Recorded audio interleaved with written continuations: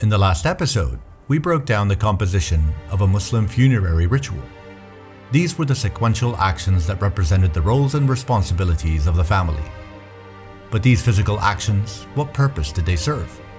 How do these events help someone dealing with loss overcome their sorrows?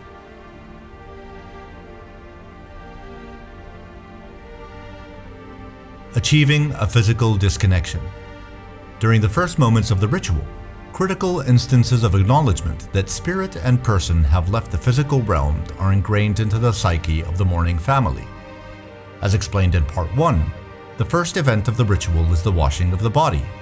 The impact here on the female family members performing the tactile task is enormous. Holding, moving, and washing the body is a sensory experience that establishes a clean break in the physical connection between the living and the dead. With the skin cold to the touch, and at such close proximity, no words are spoken, eyes never meet, and zero reactions are granted. This body is not the person he or she was, only moments before their heart stopped beating. Upon the start of the burial process, the male family members carry the body by hand. There's no casket, no cover. All can see a figure without a life force. A body less in physical presence than ever imaginable. It is said that a corpse weighs marginally less than the same living body. But when seeing the corpse during the burial, it seems that death has taken much more away. Healing together. Soon after a loss, the family structure binds together, forming a resolute unit. The ritual doesn't allow for one to be isolated within their loneliness and pain. Family and friends are ever present.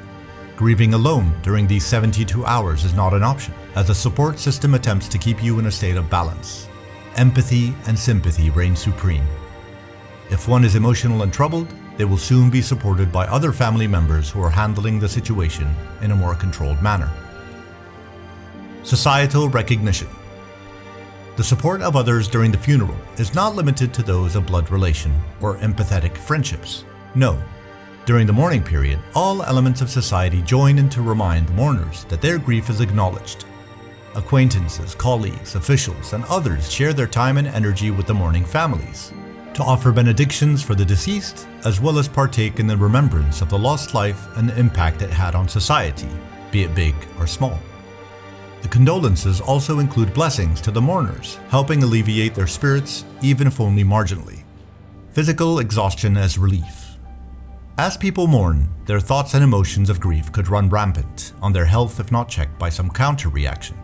They struggle to maintain their energy through routine rest. Physical recovery is vital for mental and emotional strength. Due to the bodily efforts made on the first and every subsequent day of the funeral, the mourners end up exhausted, and sleep is not a decision left to their own choices, but one that is automatic. Sleep and rest dominate to help prepare for the next day of emotional roller coasters.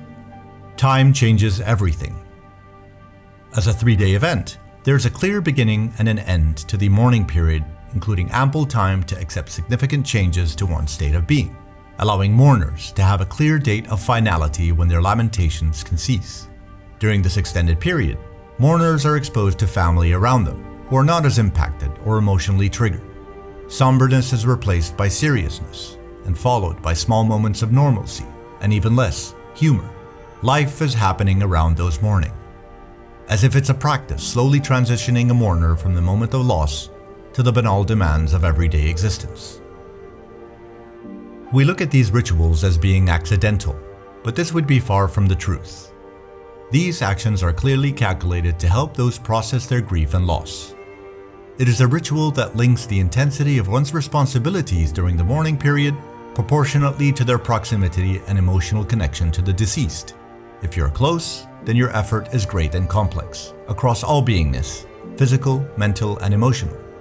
If you are distant in relation, the impact of loss on your life is less. Then the funeral demands on you are consequentially less. These ways in dealing with loss are not about being Muslim, Christian, or any other religion. They're about handling human moments of frailty and the actions and reactions put in place to help those when dealing with pain and suffering, to help them ride the storm, the chaos of loss. How we share wisdoms that take those who mourn from the dark and into the light, how to get back to a semblance of normal. Thank you.